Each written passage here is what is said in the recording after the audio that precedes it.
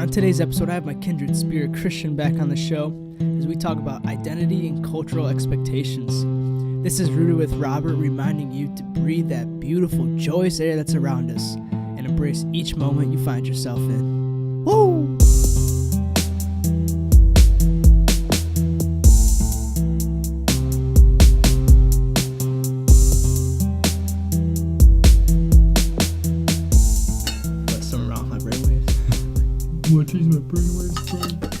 So I was thinking about in class, the whole idea of kind of like cognitive therapy to ourselves type thing, but like not in a structured manner, like just on a simple basis where if you have a thought and you think it's like not appropriate or it could be changed, like for instance, someone says something in class and I disagree with it, so I feel like anger. I start feeling like this adversive response to what they were saying. So then I tell myself, it's like, you know, like, oh, you're feeling this way. There's no need to feel like this. You know, like, breathe through it. Like, why do you have that thought? Like, you know, that anger thought or like that oppositional thought to that person. But then it like made me think, it's like, how does that... So that's kind of like this whole progressive, like you want to kind of include everyone. You kind of want to have this like empathetic view with everyone and stuff like that, which I get. But where does like the personality of the person come in? It's like someone's, I guess I could call it like identity, but how they identify themselves. Because if someone has like certain ways of like how they go about things and how they respond to people, and I understand that some of those are not good, like if they're like off the charts, like you kind of need to tame that down, like, you know. But where does that come in where it's like you need to express who you are instead of changing like every little thing about you? You know what I mean? Like there's like a fine line between adjusting some thoughts like that so you're more in peace with others, but then also staying in line with who you really are and not changing who you are to meet some kind of societal, you know, or social means. And that's kind of where I think like this whole identity thing comes in. 'Cause I don't know, dude, that's like what I've struggled with for like all my life. It's like I've been trying to change myself to please others in the sense of social appropriateness, but it's like, because, you know, it's like, because it's not horrible in the sense that it's like, oh, I'm criticizing myself, I need to change these things. It's like there's things that come up, it's like, oh, there's better ways of looking at this, right? There's always a better way of looking at something.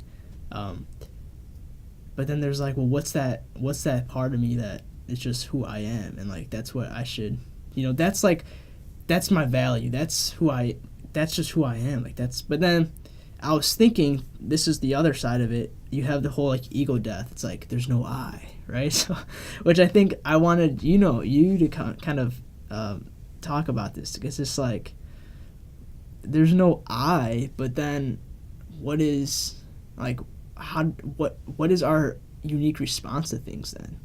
If we're just like a transparent medium of living moment to moment and things passing through us and we just accept them and let them go, but it's like where is our uniqueness in that? You know what I mean? Like that's what trips me up, I think, the most about identity, is that stable personality of who you are, but then the not identifying with the I of you. Like, dude, that's been like the biggest question of my life right there. Like, how have you, like, I mean, because you obviously gone through your own spiritual journey and have, you know, you talked about the I thing, you know. It's like, it's almost like an attachment, some kind of possessiveness to something.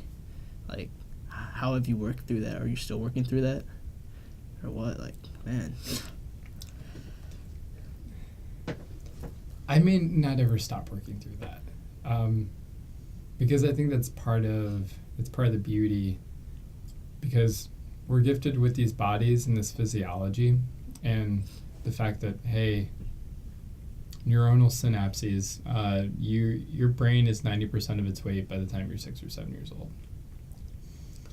Thing is, over time, your experiences, your thoughts, your predisposed preferences, epigenetically, you're influenced to maybe dig certain things or to have certain personality tendencies. Whether or not those actually come about, whether or not those actually actualize, of course, that's all very environmentally, subjugated.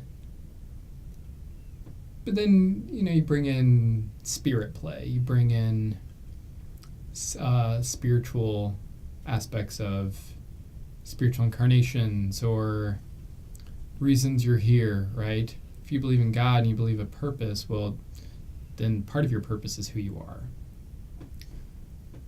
Beyond going into things like reincarnation or karma or anything like that. Either way, you are a certain part, right? You are a certain mass of energy. Everything is energy, but you are a particular kind of mass of energy that comes through, right? So there are all these things to consider. And I like the idea of what comes naturally is often what we must do. Not saying that addiction comes naturally. Not saying harmful behaviors come naturally. But there's a sense of innocence and goodness, and once you return to your state of being, that doesn't identify with the mind, that doesn't identify with ego being that which separates, ego being that which compartmentalizes yourself from others, and thinks in superiority or inferiority, that judges. If we return to a state of being, a state of mind, a state of presence that is not overridden by those factors of judgment, then we may have come to a place of naturalness. In that place of naturalness, then, things may express themselves naturally. It's interesting how the researcher Csikszentmihalyi, who did stuff with the concept of flow, right? Flow is different for all people. The experience is quite similar, but it comes about in different ways for everyone. So there's this natural inclination towards experiencing certain things. It seems like there's this natural inclination to experience certain things. And yet, it's the same thing experiencing all of them. And yet, somehow, we're all just this little filters in source essence. It seems like awareness is just coming through us all. But the thing is, we are a particular expression. We are a particular filter. We are a particular wavelength of lens, if you want to look at it that way. A particular kind of prism for which the light comes through, and then effects come out the other end. So it's a balance, because to apply all of this stuff can be really difficult sometimes, especially on a psychological standpoint. To balance, hey, I have these preferences. Hey, this is what I like to do. Hey, this annoys the fuck out of me. Hey, I don't think this person should be doing this ethically, right? What kind of virtues do you have that you want to uphold in the moment, especially in a social setting, right?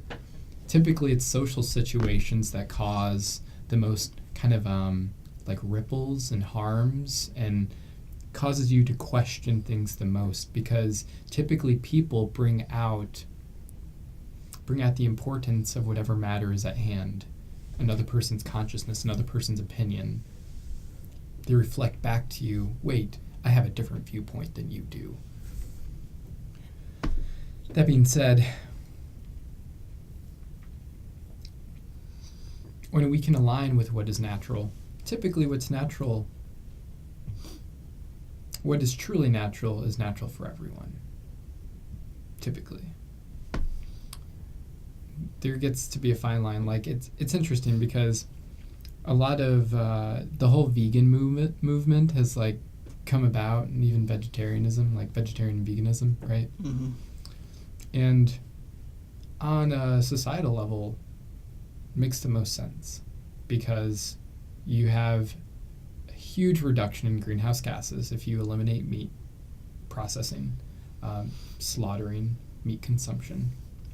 You have more food for people because they say on average about 10 acres for every cow. That feed can be given to people. That's food right there. It makes the most sense from an ecological standpoint. And yet, there's still people that eat meat, right? Doesn't mean they're not bad people. But how can, for instance, I coexist with them, considering I have vegan ethics, even in terms of the clothes I wear, right? How do I live with that? How can I go about doing that? And this is just kind of my framework as an example. Mm-hmm. I typically then look at it as, well, initially I was very confrontational with meat eaters in terms of the effects of their actions. From an emotional, affective standpoint of, hey, you're hurting animals. You're contributing to the hurting of animals. To also this is much better for you. The protein in meat and even poultry and dairy is like only 30 to 40% assimilated by the body. When you look at plants, it can be up to 70 to 90% assimilated by the body. So we're using more nutrients.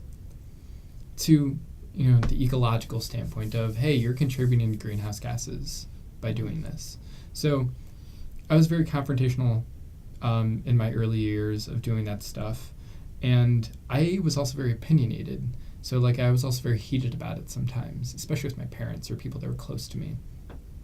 These days, not so much. I realize I represent something. I represent a movement that I care about. I represent ethics that I care about. Literally, I'm doing something out of compassion. I'm literally not eating animal products out of compassion. Why would I be anything but compassion for people that eat meat? It's paradoxical. It doesn't make sense. It's like I would turn my back on my own desire to be a loving human being to literally other human beings. So I struggle with this then sometimes, exactly what you're talking about, because I identify with being a vegan. And yet I also know I'm pure awareness. And so where can I draw the line, right?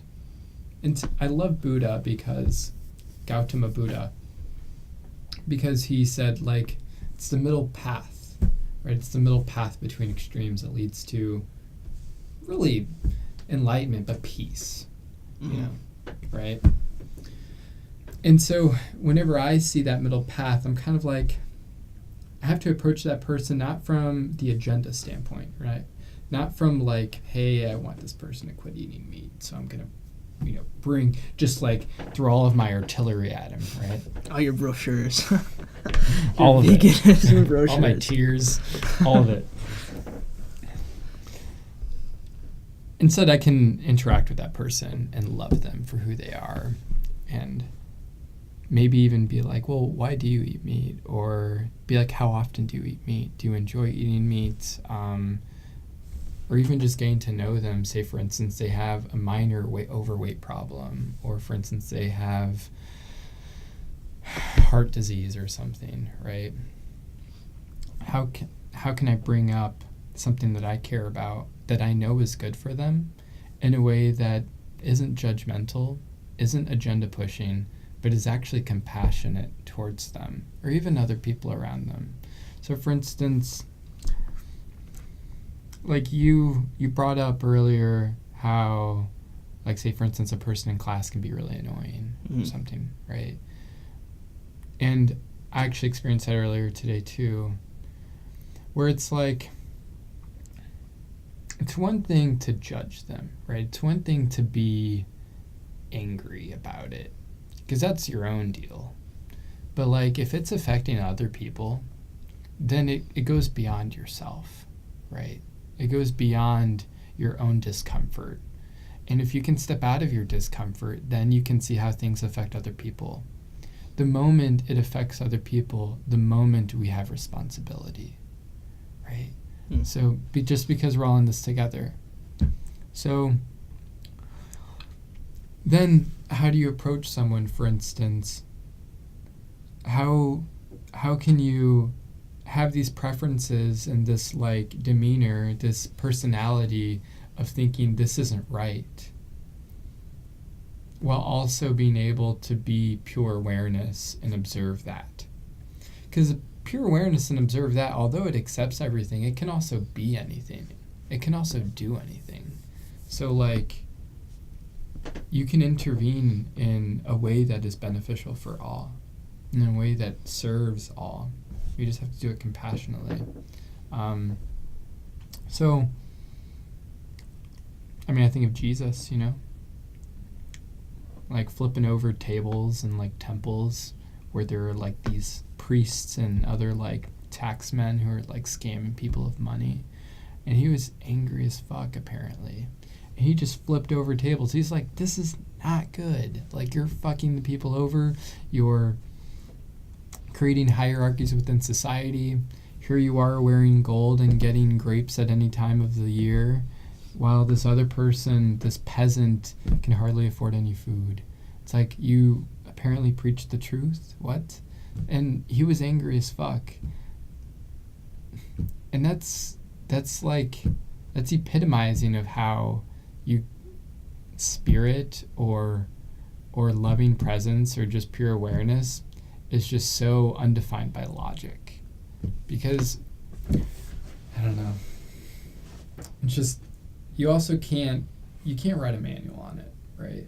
You just almost have to like feel it in the moment. To not identify with yourself so much, like, and that's why I think it's constant work, is because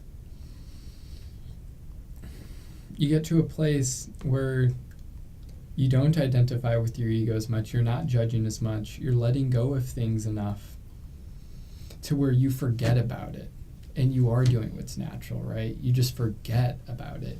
And the thing is, it's in that forgetting, I think, and it's in that non-identity with personality, even with body sometimes, but just awareness of body and awareness of mind, that we do things kind of spontaneously, and it's exactly what the moment needs. Like, and we can't, of course we can think about it, because thinking about it and creating these sets of guidelines can kind of lead us there. But once you're in it, you just know it. Like, so clearly that's super scientific. Well, I mean, now you're speaking about intuitive feelings, and yeah, it's hard to, measure those. But yeah. I think they obviously, people, if you look at the people that are successful in whatever endeavors that they've gone, whether it's business or whether it's nonprofits or whatever, a lot of those like very successful people will say that they follow their gut feelings in some way, shape, or form. So I always think that like plays a big part, which is why I'm so fascinated by intuition, which is why I'm so ready to cultivate it myself. And it's hard because, at least for me personally, it doesn't come naturally to me. Like, my intuition doesn't speak to me in a way that I'm understanding yet. And my work right now is becoming more aligned, or at least more open, or more, what's the word? Just ready to accept the message when it comes. To be able to identify what the message is, but not cognitively, but like intuitively, like know that this is the message, and be able to go in the moment with that message, with that feeling, and by message, I'm talking about feelings, really. So that's like where I'm at. And I guess the main thing I wanted to go with the example of the person in class that annoyed me is just, it's just like the situation. So teachers lecturing, given it's a 101 class, family consumer sciences, a lot of girls, a lot of freshman girls, because it's a 101. Everyone's taking it for the first requirement for the department or whatever. So I think the demographic matters, despite what people think. I think it matters. Because there are always gender differences, man. Like, whatever. That's a whole other thing. But anyways, this class, I'm sure I mentioned before, these girls have such an easy time to naturally start talking about examples from their lives, their personal stories, my boyfriend, my mom, my sister, my brother, all these like personal stories that relate to like one aspect of the material, which will go down like a 20-minute rabbit hole of people just giving all these like stories. It's not even like an example of like, oh, this is how the material, makes sense. It's like, here's my story that relates to the material. And it annoys me because I'm over here sitting, like, I'm like, a couple is okay. But when it's like, one person raises their hand and then they're like, they're all like in a gossip party about like, yeah, my boyfriend wanted to do this and this and that. And like, I could just feel the annoyance because I'm sitting over here, I'm like, in my head, dude, seriously though, like, in my head, I'm like, do you know, like, there's like 50 other people in this class? And I mean, I'm sure you guys are all like, yeah, college, first semester, like, this is what it is, like, we get to talk in class with my teacher, and we get to talk stories. I'm over here like, man, I'm trying to, like, learn the material because, of course, today we ran over time, and we didn't get to finish all the stuff. And I'm not even that interested in I am interested in the material, but it's not even, like, one of those classes that I was like, oh, this is a class I really want to take anyways. But I'm still, like, trying to learn, trying to make those thousands of dollars of tuition credits worth my time. And I have to listen to this girl talk about how people have been asking her if she's going to move in with her boyfriend for her senior year of college, and how she doesn't know if she wants to cohabit with her boyfriend and all this stuff. Like, that annoys me, right? So then what I did, because just along my path, I've picked up these skills. I've felt the trigger. She triggered me in the way that's like, oh, I'm getting annoyed. So I felt that. I was getting annoyed. So I was like, of course I have to go through the whole process now. I'm like, well, why am I annoyed? Because this girl is not taking into account that there's other people in the class. She's using her class time to speak about something that doesn't need to be spoken about. It's informal. It's just not appropriate. In my opinion, it's not appropriate. But then it's like, am I wrong? Am I supposed to accept what she's saying? Like, Mother Teresa, like, you are okay, young woman. Speak what you need to speak. Like, where's the part of me that is okay to express that? Like, to feel that? Do I have to keep suppressing or, like, working through desensitizing myself to annoying people?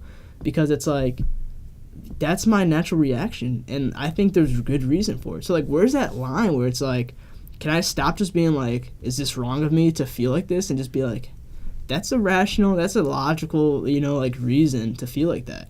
And I'm not challenging her, I'm not confronting her, I'm not, making a thing out of it. It's all within myself. But it's like, there comes a point with myself that I have to challenge my own thought and be like, is that appropriate to have that thought for my own progression, for my own evolution of awareness and stuff like that? That's where I struggle with, because I don't want to beat myself down so much where I'm like, well, who am I? Like, what was natural to me in the first place? Because I had to erase all that because, it's like not great or whatever. Like, it's mean or whatever.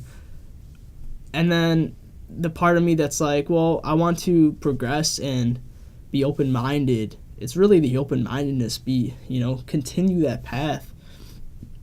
But that's where the fine line is for me. So that's kind of like I brought up this whole thing, because it's like, where's that personality able to shine, whereas that whole everything around you just is as it is, and it's all rainbows and sunshine. And well, again, remember, personality is malleable, right? And, like, that changes. Yeah, but it's like, it's smooth change. It's not like... No, yeah, of course. It is totally smooth change. For one thing, I just want to touch upon, you feeling your emotion during that moment, that's not suppressing it. Like, that's not suppressing it. Suppressing it would be like going ahead and doing something else at that point that would completely help you not look at that emotion, right?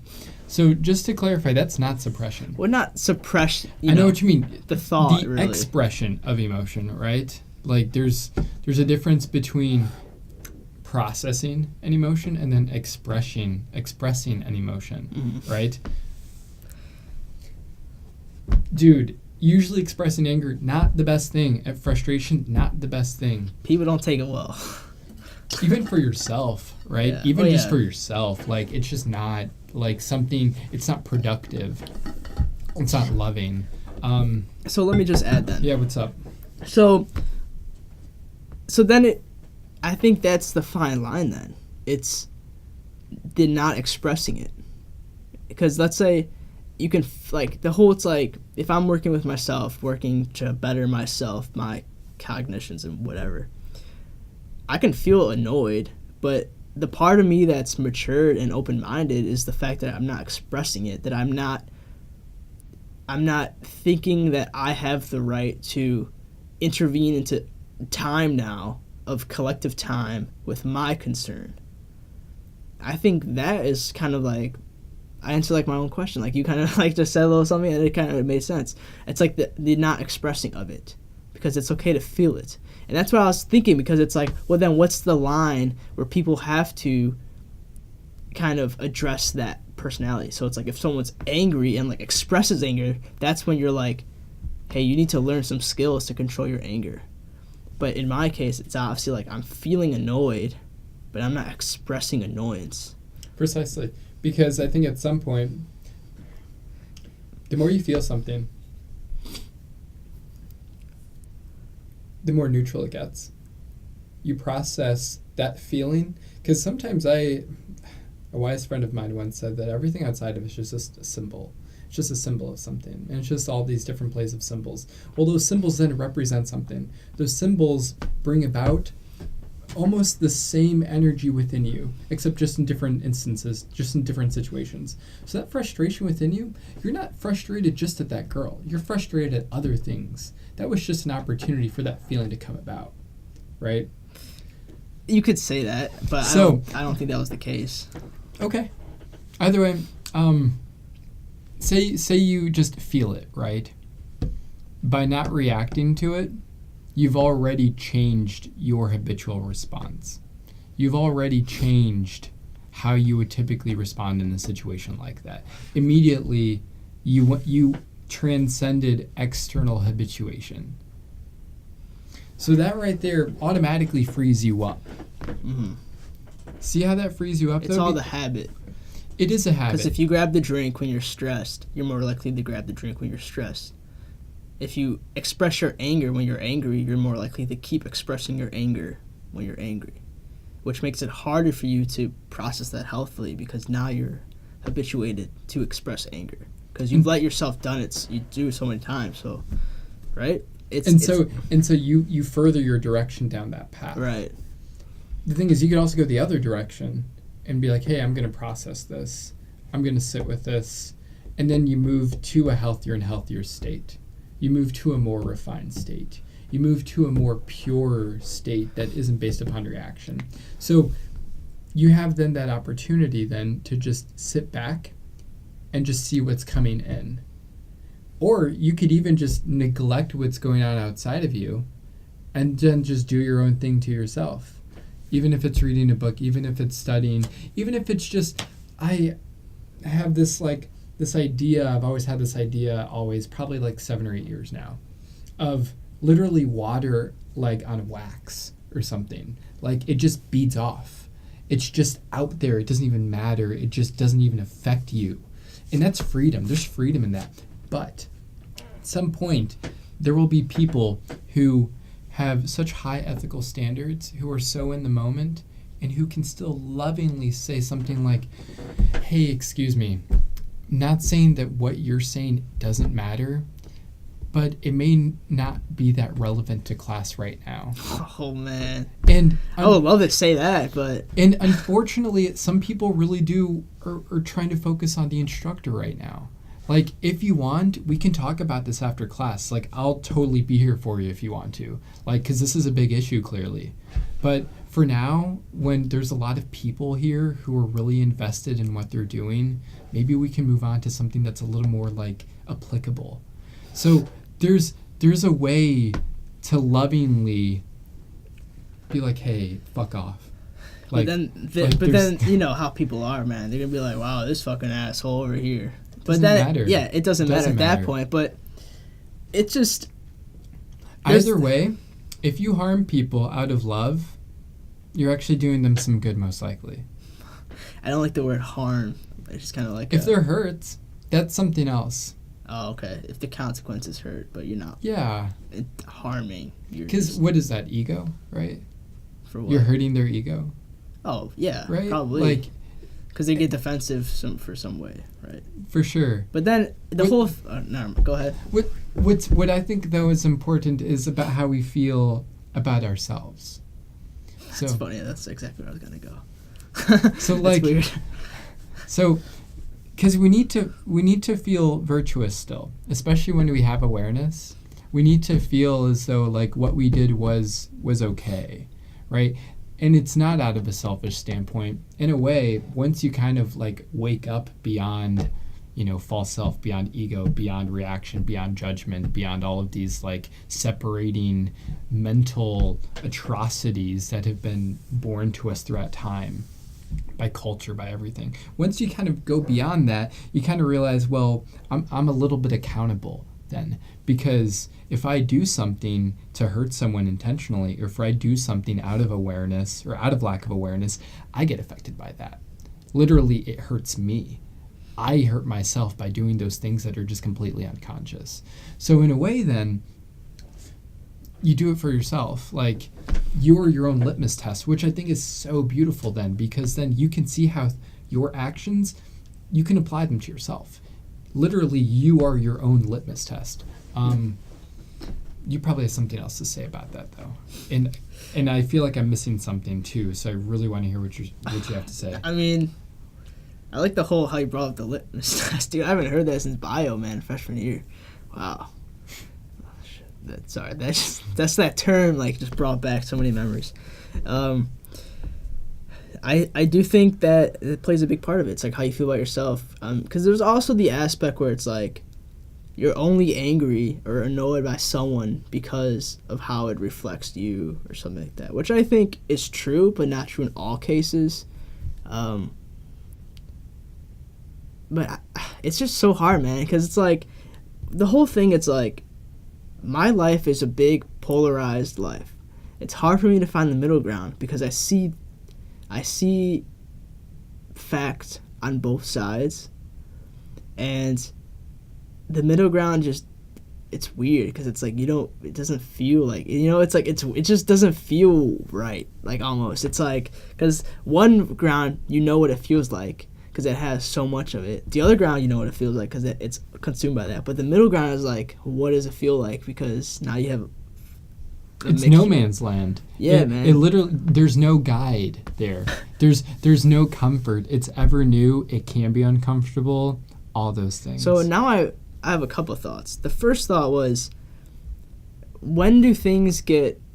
So we can kind of hold off on the responses. When do things get internalized too much? Whereas instead of expressing it, you bring it in, but then the far end of like, now you're too internalizing it. Now you're like, oh, maybe I shouldn't have even felt like that. I even shouldn't have felt annoyed. Like, that's so wrong of me. So that's that aspect. And then the other aspect is like, well, how many people are struggling for that middle ground? And can that be like, I don't want to say a disorder, but some kind of mental disruption, like a generalized dysfunction of people? What if that's like a thing? It's like people have trouble having that middle ground.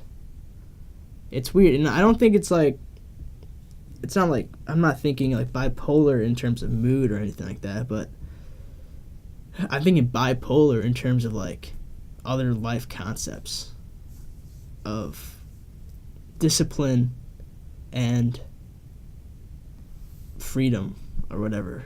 You know, like those types of things. Like if people can't find that middle ground, I wonder like we're talking about though the maladies of culture. These things are ingrained within collective idealism brought about by media, overall importance of societal structures, what it means to be a human walking down Manhattan, right? Those things have been getting constructed for a long time, and I don't look at it as like a mental disorder, although I think it could be. It's also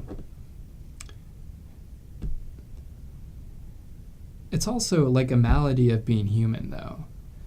If we're talking about the middle way, we're talking about literally something that it took the Buddha a long ass time to even realize, let alone be, right?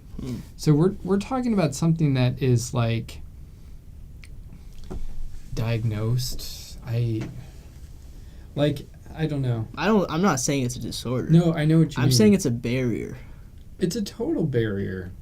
Really, that's why you hear about those like poster child instances where you have like big execs or like CEOs or like people of importance that just wake up one day and they're like, wow, I fucking hate my life. Like, I can't be in a structured society anymore at a job where it's like I have to control myself all the time. Instead, I'm just going to sell everything and like head down south and literally be free. Like, that's where those kinds of experiences come from, is because they just lose it. Yeah, it's a constant struggle.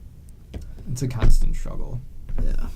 It's just interesting to me because it's like, to me, it's like maybe it's, you know, not a good way of thinking about things, but I like to think of things as balance. Having a balanced approach is the way to go. Like, that's kind of just like how I feel is the path, right? Like, find that balance. And, you know, I've had counselors tell me the same thing. It's like, you need to find that balance. And for me, a lot of it is between thought and feeling and stuff like that. But if we're going back to, you're referring to the Buddha, it's like, well, that took him so long to find life's balance of that middle ground. But then it's like, I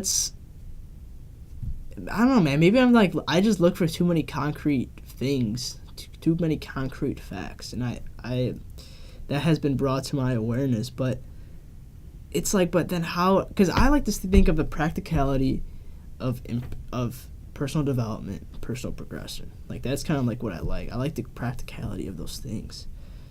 So it's like, what's the balance then? How do we seek that balance in a way that's going to reflect on the quality of our life without that balance being a ideal perfectionistic goal? Because it's like, from what I understand, the Buddha was like not always in the middle. You know, he still had to like get there, but like he worked there. He worked to get to that point. But it's like, dude, it's just a struggle for me, man. It's the whole like concrete thing, man. Like, if I could just buy the balance off the bookshelf and read it and be like, like, obviously, dude, that'd be great. But it's like, how do you practice? You know, what's the practicality of it? And it comes down to, what do you do day to day? But then it's like even more than that. It's like, what are your thoughts day to day? And then it's also like, even more than that, how do you respond to those thoughts day to day? Like, you know what I mean? I think dude, I don't know, man. Maybe I'm just like seeing things that no one else was saying, and I'm gonna be delusional in 10 years and be in a padded fucking room with the straitjacket on. But it's like, there's so many things that would play into it. Where do we dive into to make the change? I think we stay here. We stay here now. Like, consciousness. Your mind wants to dichotomize, right? It's your mind that is literally split in two hemispheres, like literally. Yeah. Corpus callosum, man. It's the balance. It's the middle ground. Right, though? I would say just being here, right? Like being in the moment, if being you present. The more we can get rid of those habitual thoughts and those notions and concepts and of how things should be, even of what's comfortable, then I feel like we naturally enter that balance. I think one great way is doing things that you're uncomfortable to do sometimes. You know, using that discomfort as a place of where you need to go.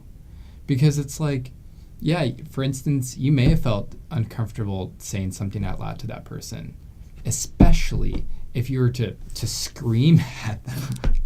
Yeah. But that discomfort could be like, wait, but maybe I really should say something, right? Like, maybe I can just say it in a calm way. Balance. Like, see, that's the thing. There's so much balance on every decision, every concept. There's always the spectrum, right? But don't think about it. That's the problem. Is it's so easy to think about it. But then it's just hard because the mind is the mind, right? You can shut off the mind, but then the mind is also good for things. So then you need to use it. So then you need to turn it back on. But then the mind does the mind's things again. So then it's all about being monitoring. I mean like the word monitoring. I hate that word, man. I love that word. I'm trying to get away from that because monitoring is just the worst, man. I love that word. Why? Why do you like that word so much, man? No idea. Monitoring is I like the word monitoring, but I don't like what it does because I just did a podcast on micromanagement and I was talking to you about that a little bit. But monitoring is an issue with that because you're monitoring too closely to things. And that's what we're kind of talking about right now. When you're monitoring too much about the practicality, what to do instead of going with it. And I don't know, it's just,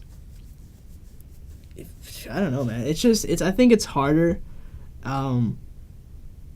It's harder to go through with today's societal pressures because it just doesn't help that you have these expectations put on you, but you're also trying to figure out this whole individual thing. Because the way that we're brought up, I don't think it's great. I think some aspects of how Native Americans do it, and by no means do I know a lot about Native Americans, so I might be coming off ignorant here, but they raise their kids in terms of their development, you're ready for this now, or this is your stage where you're able to handle these things. And they're handling real shit at young ages. They understand life at such a younger age. And I feel that's how we need to just take into consideration what it is to be human a little bit more. What it is to be a species. Because we get put on the ground, we start running, man. We're yeah, we got a fucking neocortex, man. Fuck everyone, fuck everything else. But it's let's take a step back here, and it's hard because I can have these thoughts with my mind, which is what gets me in this whole debacle. Because it's I can have these really understanding, really aware, really open-minded thoughts and understandings, but then it's the same fucking mind comes back and bites me in the ass 20 minutes from now when I'm questioning what the fuck I'm, whatever in the moment. See, they cultivate something called wisdom, though. And it's just to understand something, to know something is different than to being wise, right? That takes time. Because think about matching yourself up to the current of a river. When you match yourself up to the current or something, you're flowing with it. Mm-hmm. And it's so easy to want to either want to slow down or want to speed up. Say the current is really fast, and it's you just have to go with it. You just have to trust it. And wisdom is being able to do that, right?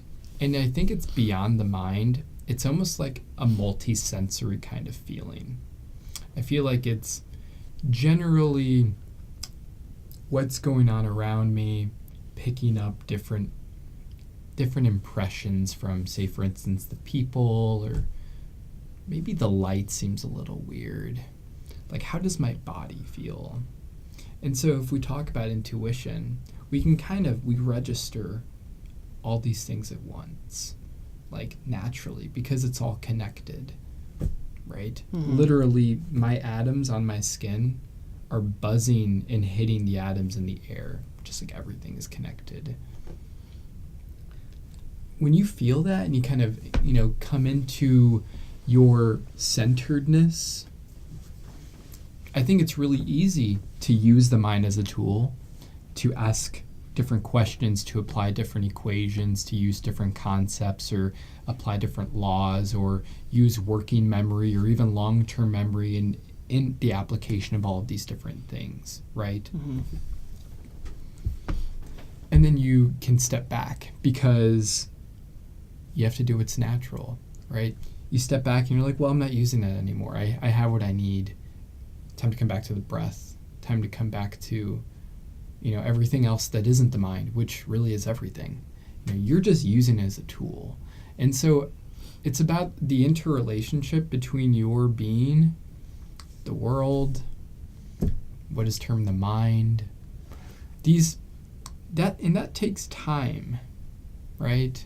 Like, that takes a lot of, some would even say effort, other people would say non-effort. I don't know. But like, clearly there's something that old people get, right? Like elders get. Like, they just know what to do. But it's an acclamation. You're right. We instantly start running in life. Like, we instantly start doing that. I do like it in indigenous cultures.